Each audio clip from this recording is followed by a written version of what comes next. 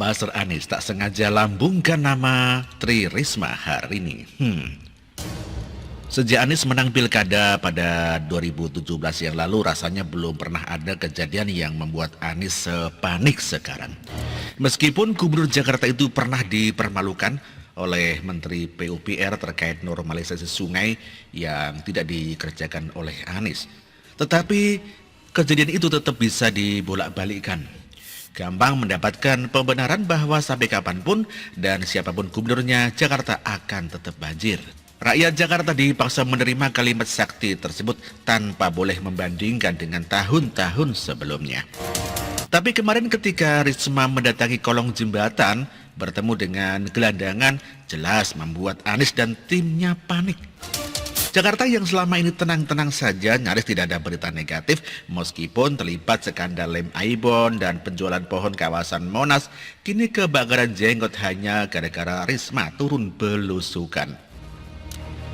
Jakarta spontan terlihat kumuh tak terurus, sementara gubernurnya melakukan isolasi mandiri super spesial lebih lama dari biasanya. Sebenarnya apa yang dilakukan oleh Risma adalah hal yang biasa. Di Surabaya saat masih menjadi wali kota, Risma kerap belusukan menemui para gelandangan dan menertibkannya, memberikan tempat tinggal layak dan fasilitas lainnya. Dan biasa saja. Tetapi kenapa saat belusukan di Jakarta malah dianggap pencitraan, pengerjaan yang bukan urusannya? Bukankah Jakarta juga bagian dari Indonesia? Dan Risma punya hak untuk menertibkan gelandangan karena masih menjadi tanggung jawab Kemensos. Apalagi melihat tim Buzzer Anies membuat fitnah dan hoax terhadap gelandangan yang ditemui Risma, dianggap settingan, akting, diklaim sebagai penjual poster Bung Karno, tetapi pura-pura menjadi gelandangan. Ini jelas bentuk kepanikan yang luar biasa. Anies dan timnya seperti sedang mencoba menyembunyikan masalah yang ada di Jakarta demi sebuah citra Jakarta yang maju, modern, tidak ada masalah. Sehingga tak mau publik tahu bahwa masih banyak gelandangan berkeliaran. Makanya sambil membuat fitnah dan hoax seolah Risma melakukan settingan dan pencitraan dengan tujuan politis menyerang kemuliaan Anies. Bagi saya, masalah utama dari seorang kepala daerah adalah tidak sampainya informasi masalah yang ada di masyarakat. Tetapi melihat respon tim Buzzer Anies terkait belusukan Risma, saya baru tahu ternyata ada masalah yang lebih besar dari kurangnya informasi, yakni bekerja demi citra, menyembunyikan masalah agar tidak diketahui publik, sehingga bisa tampil dengan klaim-klaim yang fantastis. Kalau saya jadi Anies, saya akan muncul dengan klaim baru yang lebih fantastis dari sebelumnya.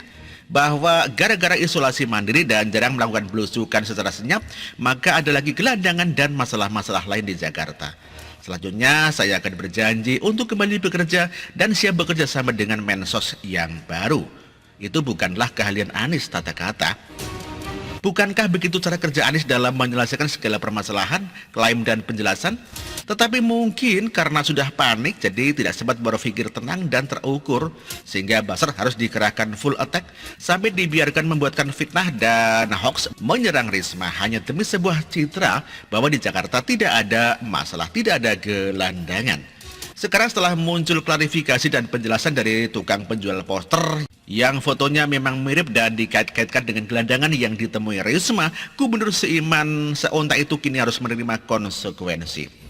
Bukan soal fitnah dan hoax yang dibuat oleh tim Buzzer, tetapi soal nama Risma yang secara tidak sadar dibesarkan dan dijadikan lawan politik.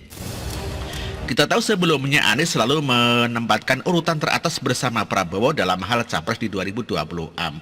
Sementara Risma jauh di belakang dan bahkan tak masuk hitungan.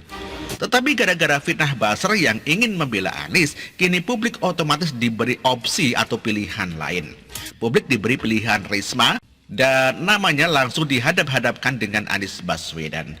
Begitulah seni berpolitik. Entah ini disengaja dan terpikirkan oleh tim komunikasi Risma, entah hanya kebetulan belaka. Intinya serangan dan fitnah terhadap Risma semakin menguatkan namanya sebagai kandidat kuat capres di 2024. Sementara Anies dan timnya perlu mengevaluasi dan memperbaiki cara-cara berkomunikasi timnya. Karena kalau begini terus, Anies akan semakin tenggelam, sementara Risma akan semakin terlihat begitu kuat dalam kepemimpinannya. Begitulah kura-kura. Demikian dikutip dari sibu.com dan ditulis oleh Ali Furahman. Terima kasih.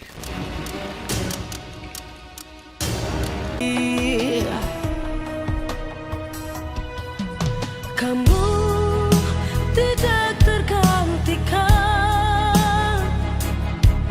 terbukti baktimu untuk negara Indonesia Timur bersuara.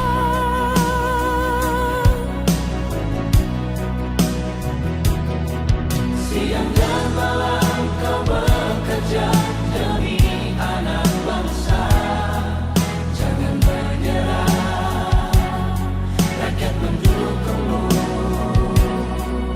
Bekerja nyata dan membangun tanpa kenal lelah.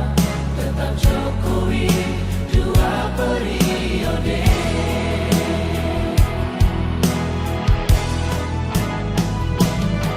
Ayo Jokowi, rakyat mencintaimu. Pilih Jokowi, Indonesia kejar. Ayo Jokowi, rakyat selalu berdoa.